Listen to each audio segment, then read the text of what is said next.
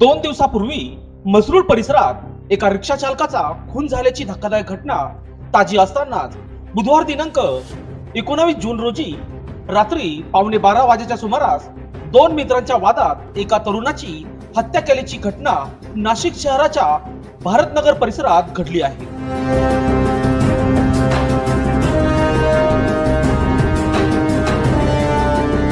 या हत्येत परवेश शेख असे खून झालेल्या युवकाचे नाव आहे। या प्रकरणी मुंबई नाका पोलिसांनी एकास अटक केली असून गेल्या काही दिवसात शहरातील कायदा सुव्यवस्था कमालीची ढासळलेली असून टवाळखोरांकडून वाहने फोडणे या प्रकारामुळे नागरिक दहशतीखाली वावरत आहे। मयत आणि आरोपी मित्र असल्याची माहिती पोलिसांना मिळाली असून मोबाईल गहाण ठेवण्याच्या वादातून ही हत्या झाल्याचे देखील कळत आहे। या घटनेचा पुढील तपास मुंबई नाका पोलीस करीत आहेत।